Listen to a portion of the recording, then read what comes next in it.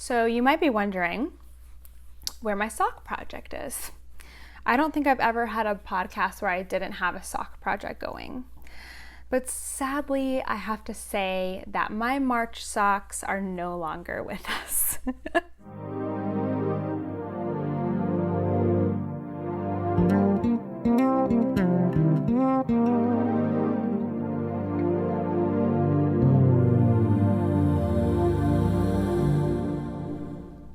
Hey everyone, my name is Natalie, also known as Knitty Natty. Welcome to episode 56 of the Love in Stitches podcast. As you can see, if you have been viewing for a little while, I am in a new temporary location. So I'm actually in the corner of my bedroom right now because we have people living in the house with us. So I can't be in my usual spot without being like totally rude and making everybody else be quiet. So this is going to be my podcasting location for, I don't know, indefinitely right now. But I did try to spruce it up. I brought my little lights down. I have my letterboard, which I'll probably have to change more often now. Some of my cute little sheep that my friends have given me. And you can see the corner of this photo or this painting, which is not so cute, but at least adds some color into the background. So that's where we are today. Also, Toaster, my dog, has decided that he needs to be in here. So he is right behind camera on my bed, which I'm sure will lead to many disruptions. So I apologize if I have weird points where I'm just like stopping because I'm going to cut out his barking because he is extremely, extremely loud. But anyway, just feel like I need a sigh or a deep breath, not a sigh, because it's just been a crazy time right now. That's mostly it. But also it is really hot here outside of Dallas, Texas. It's like 85 today. I already went on a short little walk, and after this I'm going to take my buddy over there, oh he's sleeping, on a longer walk and just get outside as much as we can. But it is hot, 85 degrees, so I'm definitely sporting a knitting t-shirt. This one is from Super Summer Knit Together in 2018. Did I go in 2000? Yeah, I think I did go in 2018. I just went to the marketplace. Super Summer Knit Together is in Nashville, Tennessee. It's a really tiny retreat and marketplace, but it's jam-packed and amazing. So if you can ever go, it's usually in July, the third weekend in July. It's a great time to go. I only know that because it's also the same weekend as my wedding anniversary. Therefore, I probably won't get to go. And what else was I going to say? I lost my train of thought here. Oh, this is pretty much my uniform right now. Mostly all of my comfy t-shirts are like knitting related. So like knitting related t-shirt, leggings or shorts, and that is my go-to outfit nowadays working from home. So there you go. Let me know how you guys are doing in the comments. Let me know how life is for you right now. Are you getting extra like knitting time, or is this actually taking away from your knitting and crochet time? I feel like I'm getting more time, but I'm also like needing projects that are soothing and simple right now, just with the chaos of everything that's going on. But let's dive right into some knitting. So I have a new project this week. Yay, actually it's crochet. So I don't have to just say knitting, it's crochet. And I have 2 whips that I've been working on and something that I have frogged. So let's get right to it. I think let's start with my favorite project. Well, actually it has a competition now because I have a new cast on. But this project has been something that I look forward to getting up like every morning and working on. And oh darn, I am like part of the way into a row. So sorry, but I have done a ton of work on this since the last week. And this is the Golden Willow shawl by Leslie Ann Robinson. And she is also known as Knit Graffiti. So let me just give you a nice close-up of all of that textural brioche. This pattern is so much fun. She's got a lot of brioche patterns if you're looking for something just really interesting and different to do that would like keep your interest because it keeps on moving into new stitch patterns. I've seen her advertise on Instagram her studio sampler, which I think also uses like a bunch of different stitch patterns. So here's my cute little whale from Simply Serving, my pirate whale, and that's where I was last week. And last week I totally misspoke. I thought that these sections here in the middle, so you increase, and then once you get to a certain stitch point, you're working these brioche sections in the middle where there's no additional stitches. You are increasing and decreasing, but it's not increasing your stitch count. So I thought that these were only like half as long, and so I was really worried about the size of the shawl. I thought it was going to be tiny and not actually work as a shawl, but I was totally wrong. I like, you know, my reading comprehension is not so great for a reading teacher. I had misread, or I hadn't read to the point where it said repeat the whole section 2 times for each color combination. So this first section, oh my gosh, this is one of those projects where when you hold it back, it's even more impressive. Brioche is just one of those stitches that just looks very impressive. It's kind of like cables or lace or any kind of color work. You're up close to it and you just can't see the beauty, or you do see the beauty, but like sometimes it's complicated and difficult, and then you hold it back and it's just like amazing. So seeing it in camera is like making it seem like, I don't know, even more beautiful. But this first section here, this color combination is so pretty. This is the color combination that I was really excited to use together. It's not quite as like in your face on the wrong side where that other color is popping out. It's a little harder to see the knit stitches, but it's definitely super distinct on this side. And then I have just gotten into using that dark color, so same background color here with my color B, which is this purple, and that's looking pretty cool. I really do like that. So you can see the back kind of just continues. There's definitely a lower contrast here between the light and the dark colors. But yeah, I have quite a bit more. I think I'm on row like 20 of 30, and then I'll repeat the whole thing again to get a nice wide purple section. The last section of this middle part here will again have the pink on the top and the light purple as the background, I believe. I better read the directions again just to make sure. But after I'm done doing all of that middle section, I am going to be working through all of these textures again with different color combinations than I did originally. And decreasing, that's the word, decreasing down. So this is seriously so much fun. So yeah, I did a lot, but I do have a new project that's getting my attention these last few days. So I haven't actually worked on it. I barely worked on it yesterday. I haven't worked on it today at all. Let me move my marker. What I need to start getting into, I think, just to kind of give all of my projects like an equal amount of love, is that I have one project that I work on when I wake up in the morning, another project maybe that I work on during my lunch break, and then I have a very simple project that I'm saving for nighttime when we're all like sitting together watching TV, because the shows that we're watching right now, like I don't want to be looking down at all. I want to be looking at the television, and so I have a really simple project that I can do just that. But yeah, this one is amazing. Golden Willow by Leslie Ann Robinson. And I realized that I didn't go through my yarns. I actually left the basket that has all of my labels in it downstairs. Oh, I know this is Hooker's Corner. I'll have to put the color on the bottom of the screen. And then this is, I believe, Malabrigo Machita, and I think the colorway is Renaissance. And then this one is Dream in Color? No, that doesn't seem right. I think maybe it is Dream in Color Jilly, and I'm not sure what the color is. Again, I'll just put it on the screen for you guys if you are interested. And I have my Ravelry project page linked below, so you can always go there if I forget to say something in my projects that I am currently working on. I'm pretty good about updating and putting all of the yarns in there. So you can definitely go look there for that. Okay, my next project, I think I will show you my project for the Helicow. So I started this when I went to the Knitting in the Hills retreat just a few weeks ago. It seems like longer ago than that, but it was only a couple weeks. And this is a helical knitting project. And since there was some interest in helical knitting, I actually kind of gauged interest on Instagram to see if anyone else would be interested in doing a helical project.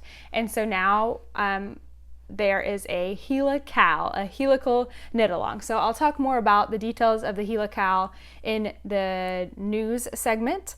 But if you are interested, there will be links below so you can find out more about the helical. It's going to be running through the end of April.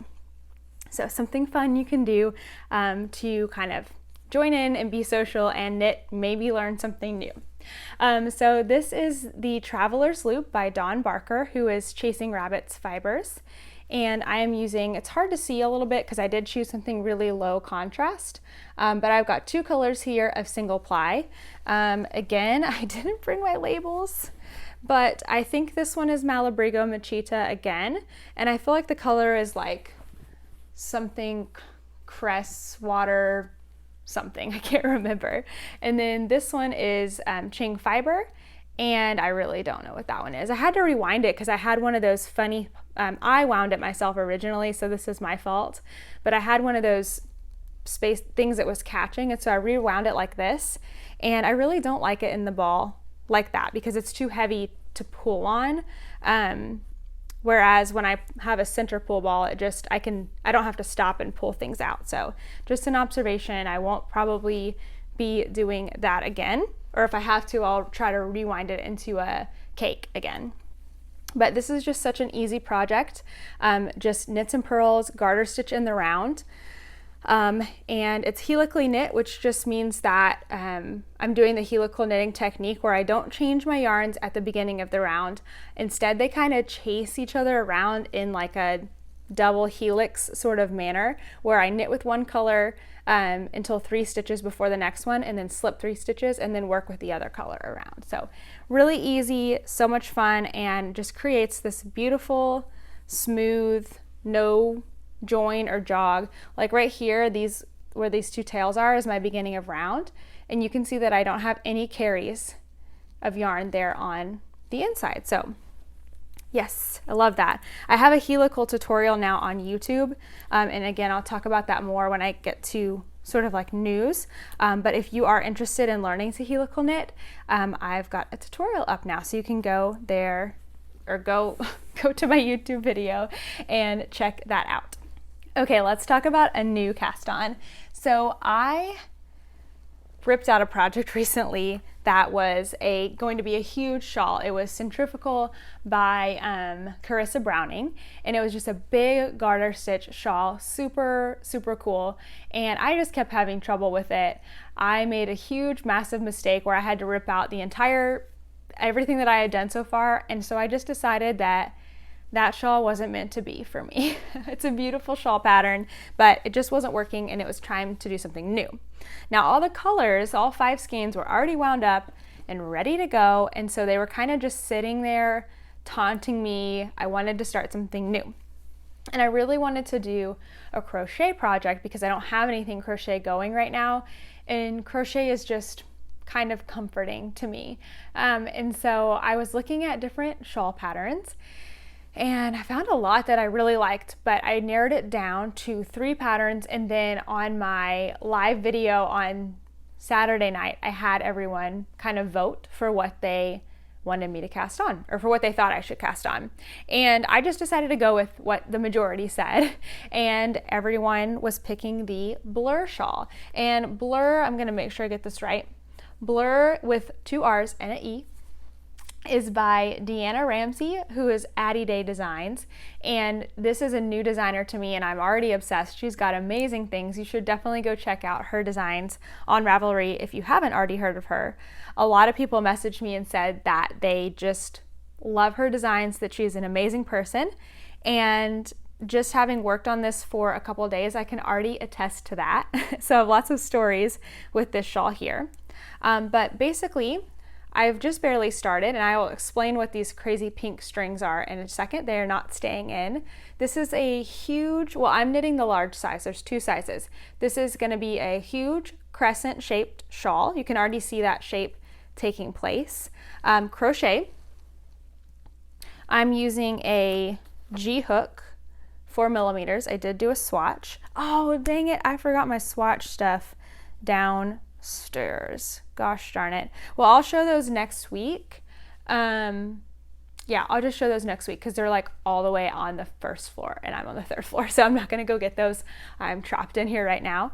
But I can put a picture in. So I have 5 colors. This is the first color. It can be a 5-color shawl for the smaller size and a 6-color shawl for the larger size. But there's 2 options. You can basically go at the top of the crescent, narrow to wide, or you can go wide to narrow. And she gives you approximate like grams for each like version, and I just love that because I have some partial skeins here. Oh, that's not true. I have only 5 colors here, and I wanted to use one of the colors to be basically fill in for 2, if that makes sense. So the shawl goes like color 1, 2, 3, 4, 5, 6, and I only have 5 colors, so I want to use 1 and 6 and have them be the same color. I hope that makes sense. Because I already had all of these colors put together for centrifugal, I wanted to use them together. And I have most of these on my Ravelry project page except for these 2, I think, because they are from an Advent and they don't have, no, these 2, sorry. These 2 are from the Dragon Horde Yarn and Yarn Cafe Creations Advents from the past 2 years, and so they don't have color names. I guess they're just like Hufflepuff because I put Hufflepuff, but they don't have color names, so I have not added them on the Ravelry project page. Okay, so when I got started on this, I want to choose a color order, and so I made a swatch. Is that in here? Well, my knit swatch is still in here from centrifugal. But I don't think my crochet swatch, no, it's not in here. So I made a crochet swatch, 1 for gauge itself, and 2 to play with the color order. And I didn't like know if I loved it, so I wanted to try a new color order. And I kept thinking like, if I keep making these swatches and all the different color combinations, I'm going to use up all of my yarn and it's going to take me forever. So I came up with an idea to make basically 6 different strips, like tiny little swatches, 1 in each of the colors. So then I could arrange them, like literally move them around, try all the color combinations and kind of push them together so that it looked like one swatch. So that's what I did. And I think that that's going to be a really useful technique for me to use in future projects as well. So I'm pretty excited about that. I still haven't actually picked a color order. I just knew that I wanted to use this one as the 1st and 6th color because it's got sparkle in it, and so it kind of stands out. So 1st and 6th color is picked out, and that's why I went ahead and got started. Now I tried to start this yesterday while I was on a conference call. I was just listening. I wasn't having to like lead the meeting or contribute all that much. I was mostly just listening. So I thought I would start it out. Well, that was kind of a mistake because, oops, I'm pulling stuff out as we speak. I was having a little bit of trouble. So one of the things that I had trouble with was choosing a good stitch marker to use with crochet, because you can't just like knitting, you can just slide them on the needle. It's really easy, and then they're super easy to move over. You don't have to stop knitting, you just use your needles to move those markers. But with crochet, you have to like unhook, unfasten, or if they're split ring, you know, pull them out. And I really only have light bulb stitch markers and then like dangly progress keepers, like where is this one? Like dangly like that. And I had to have 6 markers, and I just thought that's a lot. Like, this is taking me a long time to unhook them and rehook them. Like, it's just too much.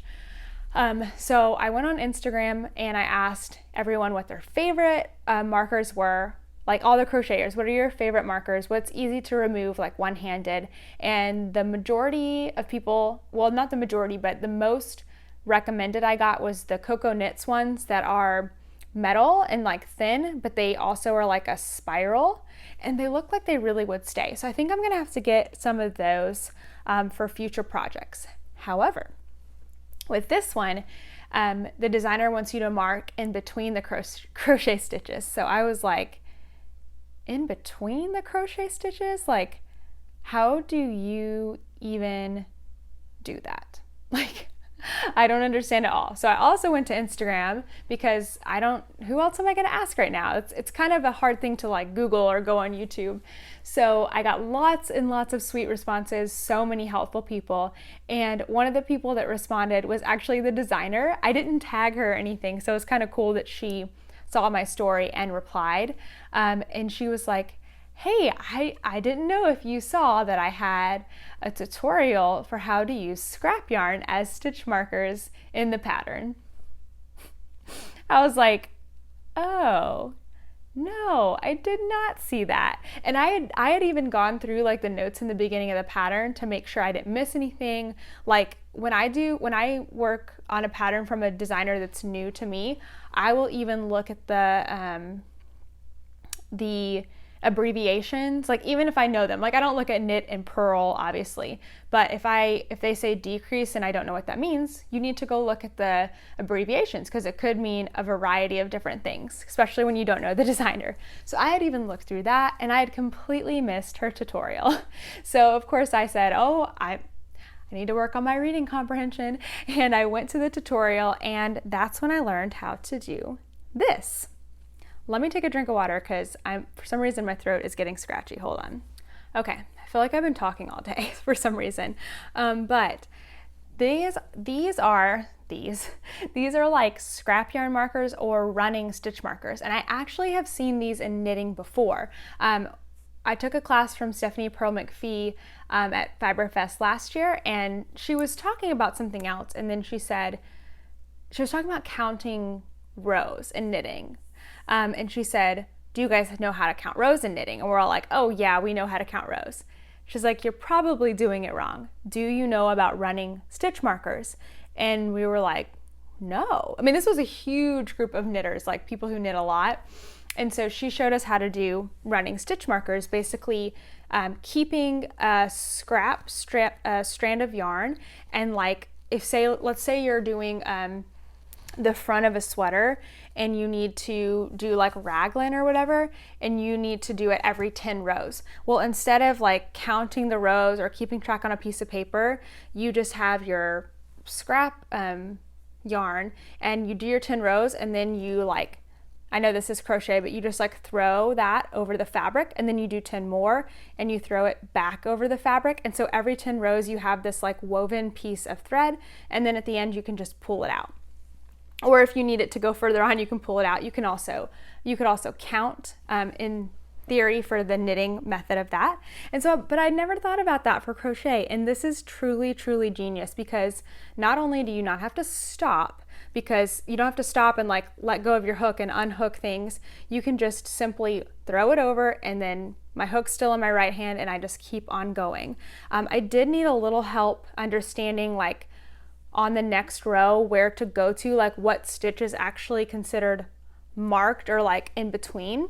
Crochet is quite hard for me to read still, so I do take my time, especially in something new like this, trying to really understand where I am, where stitches are, where I'm increasing, and so on. So I think I'm doing this right, but you should definitely go to Addie Day Designs YouTube channel, because she does have the tutorial for this here. So basically I'm marking every row because these are like my stitch markers. These are my increase points. And so now I don't even have to worry about these things falling out. I don't have to worry about unclipping things. I can just, every time I come to one, I work to it.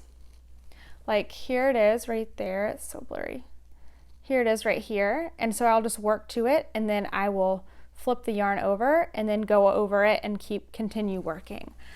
So it's really cool. And then as you use up, like I just cut mine about, I don't know, 7 inches, I can pull on this, it'll move, and then I can keep using it, because for me, I don't need to count. It's not necessary for this part to stay, but I'm just leaving it there for now so it doesn't come out.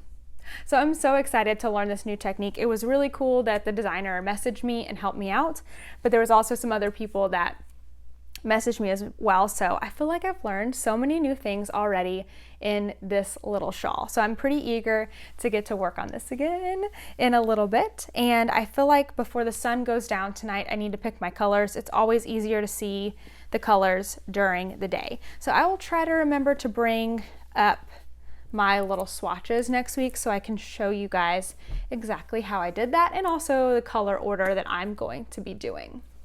So you might be wondering where my sock project is. I don't think I've ever had a podcast where I didn't have a sock project going. But sadly, I have to say that my March socks are no longer with us. Here they are right here. So this yarn, I love this yarn. I don't know why I just said it like that. I love this yarn. It's so pretty. It is Knitted Wit in her Victory sock base, and it is called Felicia Cakes. From the very first day I was working on this, I kept thinking this yarn is thicker than normal indie dyed sock yarn. And I would say that on the podcast, and someone would comment and say, yes, I've knitted with that before. I usually go up a needle size. Like, I agree with you. And then I said it again another week on the podcast, and I kept knitting on the socks. And somebody else said that they also go up a needle size because the base is just a little bit thicker, and they go down in their stitch count to compensate for that. I've actually knitted with this before, and I have had to do that. So there's like so many instances where reality was telling me that I needed to change things with these socks. I was knitting them on my normal 60 stitch size 1 needle, and I don't know why. I don't know why I didn't just change it or know that from the beginning. I really, really, truly don't know why. So about a week went by where I just like didn't knit on them at all because deep in my soul, I knew that they weren't right. And so I finally tried them on, and they were just too big. I hadn't gotten very far. I'd gotten like not even through the foot.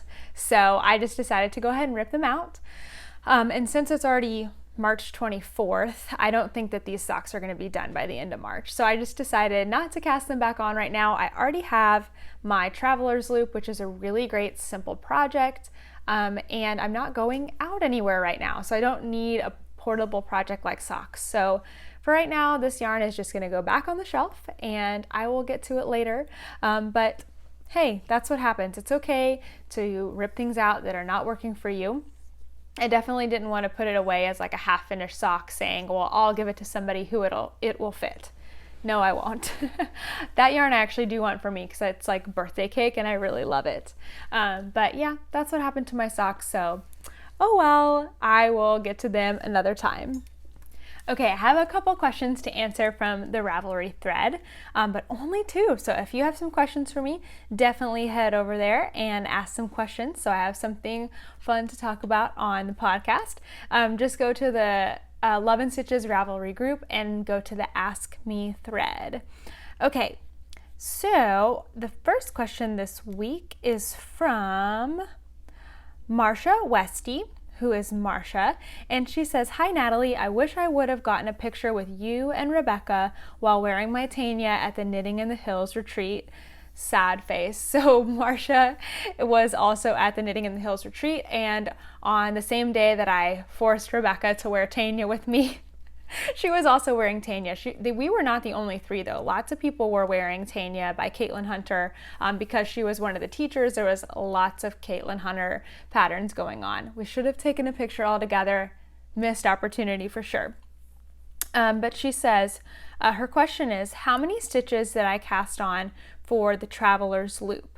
She says, I see yours is smaller in circumference than Dawn's pattern, which is large enough to wrap around your neck twice. I like that yours is more like a cowl. Thanks, Marcia.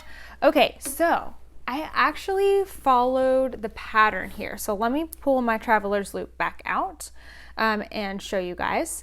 So I can see what you're saying, Marcia, that this does look really small, but it's actually going to be I cast on the number of stitches in the pattern, which I don't know what it is, but it's in the pattern. And actually there's a lot more going on here than it looks, but I'm on a 24-inch needle, so it's really, really bunched up. So Once I actually get this off the needle, it's going to be super long, long enough to double up, especially when I block it, it'll just let loose and be even that much bigger. So if you did want to make a cowl length, I would say you could probably divide the number of stitches in half that are recommended in the pattern and cast on that many.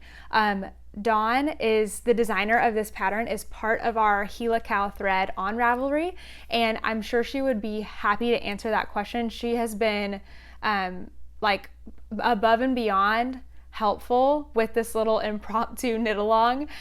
So don't hesitate to ask her over there in that thread. It's just called Helical, but I would probably say half the number of stitches and you'll just get a nice single loop cowl. I almost want to say that she has, I don't have my iPad here with my pattern on it, but I feel like she might actually have a version already written into the pattern for a single loop. Maybe, I don't know, but I definitely am doing the double loop and I did follow the pattern. So I hope that helps. Okay, and then the second question is from Craftnut225, my friend Heather. Hi, Heather. She says, will you be hosting another Sock Week this year? Love ya, Heather. P.S. Baby Gabe usually watches with me, so say hello. Hi, Baby Gabe. That's her grandson, and he is the cutest. He could be a baby model. Okay, yes, I am planning to host another Sock Week. So if you weren't here last July, Sock Week is another knit along. It's a challenge to knit one sock, not a pair, one sock in a week, especially to push people who have never knit socks before to try knitting a sock, or if you just knit socks like once a year and show you how quick socks really can be.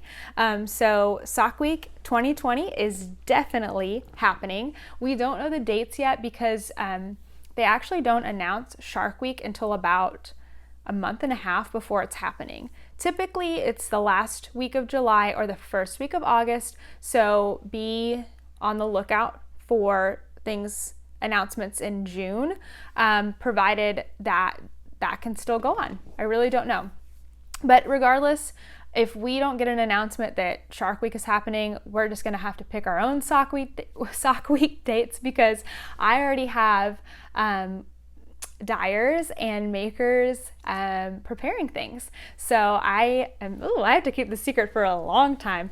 And I asked them to keep it a secret too, because it's way more fun that way. But I do already have dyers ready to go for, and you did hear me say dyers, right? Ooh, I'm giving away a little bit. Ready to go for Sock Week 2020 to make it even bigger and better. So yeah, but you won't find out until June, so sorry. I'm gonna do an announcement video, announce their stuff, and we've definitely learned from last year to give more time for people to buy the Sock Week themed yarn if they want to. You don't have to buy the yarn to participate in Sock Week, but if you want to, more time to buy it, and then for the dyers to ship it to you so that you can have it in time for the knit along. So hopefully it will be even bigger and better than last year. I'm very, very excited for it. Okay, I think that is all of the questions. So let's move right into some Knitty Natty, some Love and Stitches news. So this week I have a new tutorial out for helical knitting to go along with the Helical, and that's just what it is. It's a helical knitting tutorial. So if you have never tried helical knitting before, I have a tutorial out, and it is, I think, very comprehensive. The first couple minutes just dive straight into how to do helical knitting with two colors when you're just knitting stockinette. And then the second part, I wanted to add like a bunch of other elements for you, so that if you've already done helical knitting before with two colors and you want to kind of step up those skills, it's got even more information for you. So the first thing is just where you're alternating gray and white every other row.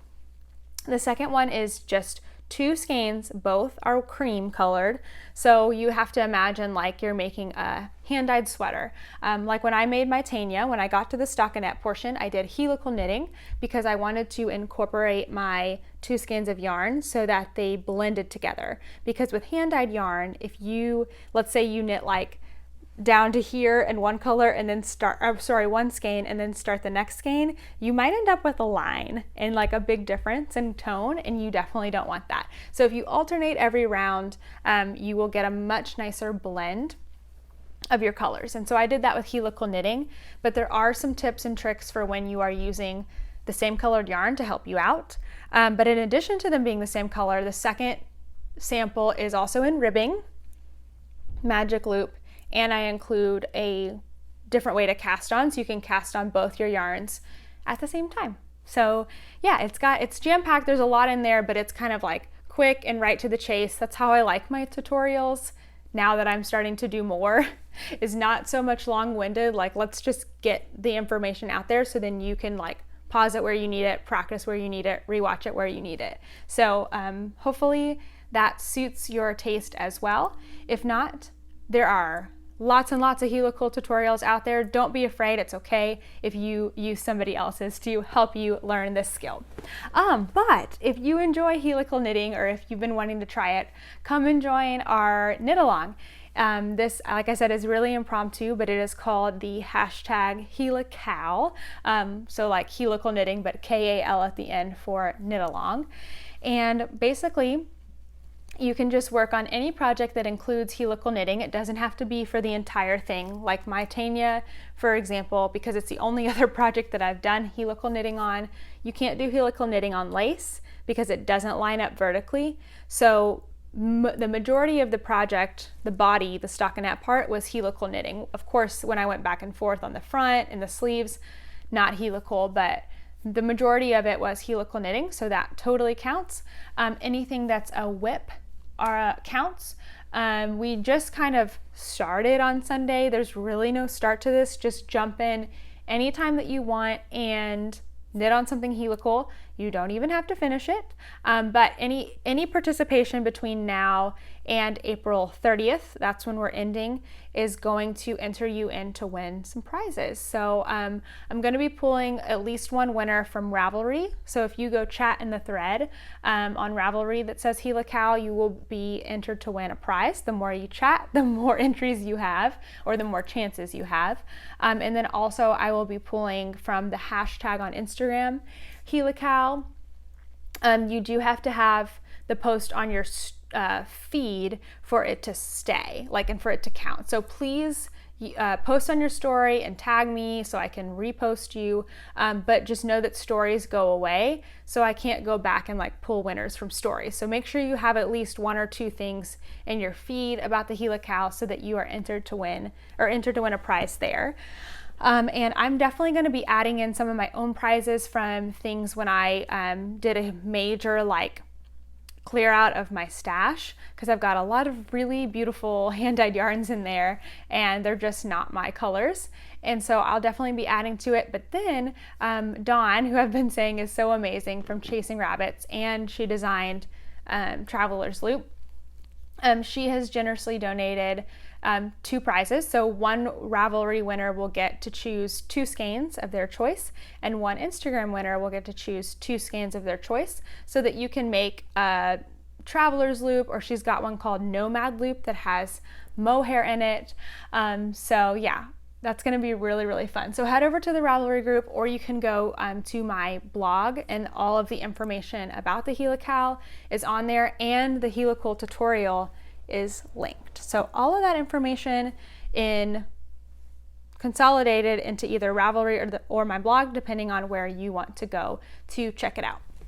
So I have started hosting weekly lives here on YouTube. Well, I've done it 2 times, so I want to be doing those once a month, but since everything that has been going on, I think having a weekly time where you can just, get on and chat with somebody, even virtually, is a lot of fun, and it has been, at least these past 2 have been really, really fun.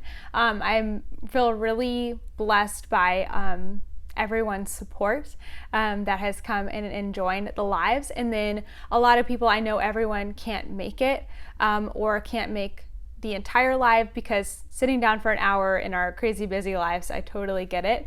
So they are uploaded and you can watch them after the fact. You can even see the chat on the side, so it's kind of like you get to see everything just like it was happening. So there are 2 of those up if you have some extra time and the podcast is not enough. Head over, I've got a section now for my live videos, and you can watch those. I think they're a lot of fun. Mostly I'm kind of answering questions that I get on Instagram, interacting with people in the chat and answering their questions, and just generally talking about knitting and life and other things. So that's been a lot of fun. I will have another one coming up this weekend, probably on Sunday in the morning at 10 a.m., but I will announce it on Instagram. So make sure you're following me at Knitty Natty to find out all the details. Also, we talked about on the last live possibly doing a Zoom, and Zoom is an application where you can basically Skype or FaceTime or all those words that we use to video chat with other people. So everyone actually gets a video and audio component, and we talked about possibly doing that. So let me know in the comments if you would be interested in participating in a Zoom. I'm just trying to gauge interest, who would want to be doing kind of more of the face-to-face where everyone can talk kind of thing. It would be, of course, structured if we have a lot of people, where I would still technically host it and kind of guide along like the conversation, just because if we have 50 people, then if everyone's trying to talk, like we might all be either silent or we might not get the chance to talk at all if we want to talk. So let me know if you'd like to do Zoom. Of course, even if you do participate, if you don't want to talk or if you don't want your video seen, you have that option. So just so you know, and it's a completely free application. You can do it on your phone or computer or tablet. So it's a lot of fun. So let me know if you're interested, and I will work on finding a good time to do that. Okay, so let's talk about life real quick, and then we will get to the end. So I feel like I am adapting to this sort of new life, work at home life.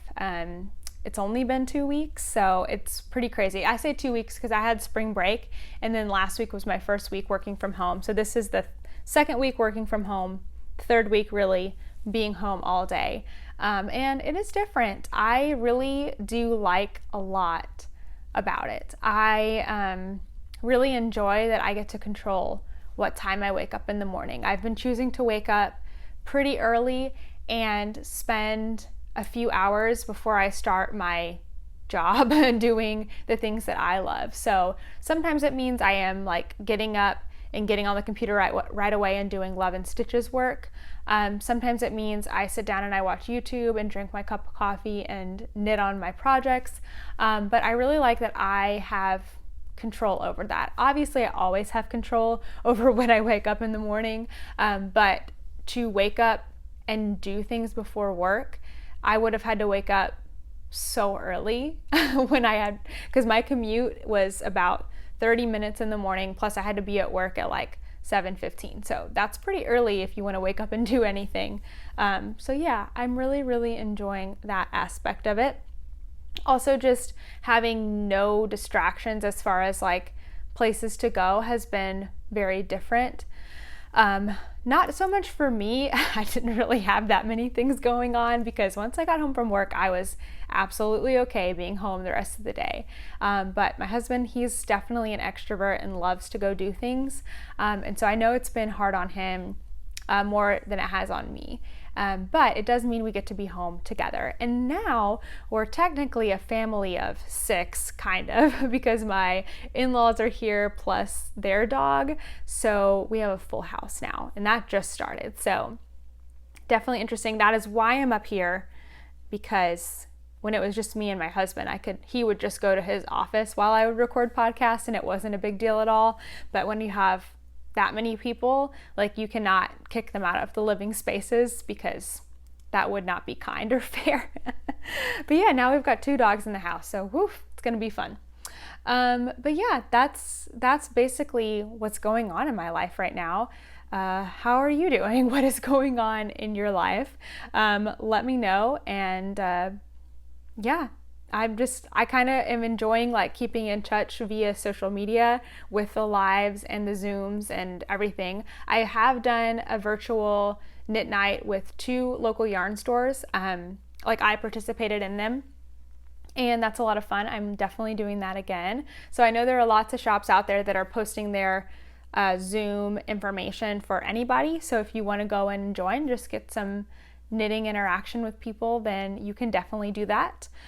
2 shops that I know are posting it like on their feed, local or close to me, were West 7th Wool, and then also the Modern Skein, which is not that close to me, but I know they were posting it. They have a big online presence, and so I think that there's a lot of people that travel and go visit the shop. So I'm sure there's people from all over in their Zoom. Lastly, just bringing me joy this week, while it's been a change having more people in our house, I really am enjoying sitting down at the end of the night and hanging out with everyone, watching different shows on television.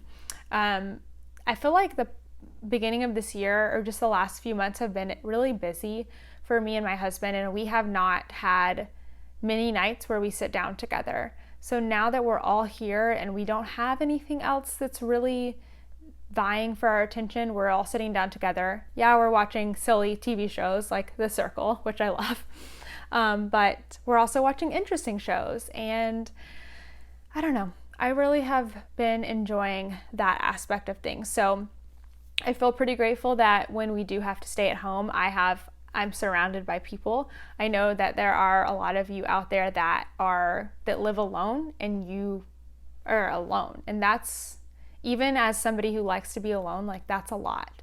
So I feel pretty grateful that I am surrounded by people right now. It's pretty cool. Yes, so that is it. That'll wrap up this first little new episode with my new background. Thank you guys so much for watching, and I will see you next time. Bye! So I was all the way at the end of the episode, I was ready to start taking my photo for the thumbnail, and I forgot something that I just have to show you this week because I think it will make you smile.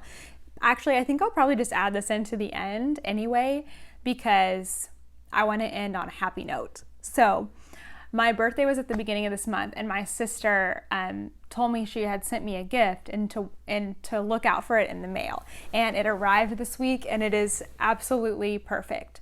So there is a an artist, I guess, comic artist, I don't know how to say that, on Instagram that I follow, called, I think his name is Nathan Pyle, but he is more recently known for his Strange Planet comics, is that the right word? Illustrations, I don't know, but they are so funny, so maybe you will recognize them. But my sister got me a bag that has one of his comics on it, and it's knitting related, so let me hold it up right here for you. So these are the Strange Planet aliens. They're really funny. The way they talk is like, I don't know, not proper is not the right word, but they just say things in a very weird way. So this one says, I'll read it to you if you can't see it. It says, I have a new productive diversion. What will it produce? An accessory for my neck. Of what length? Any length I desire. There are no regulations. Constructive lawlessness. The only risk is excessive warmth. Okay, it doesn't sound as funny when I read it, but I just love it. Constructive lawlessness. You guys, you are the boss of your knitting. Nobody can tell you what to do. Do what you want. Anyway, I love this bag. It's so cute. Honestly, I would wear this on a t-shirt. But if you need to be cheered up, head over to either Nathan Pyle or Strange Planet, and I think you will really, really like his sketches and stuff. Okay, that really is it. See you guys next time.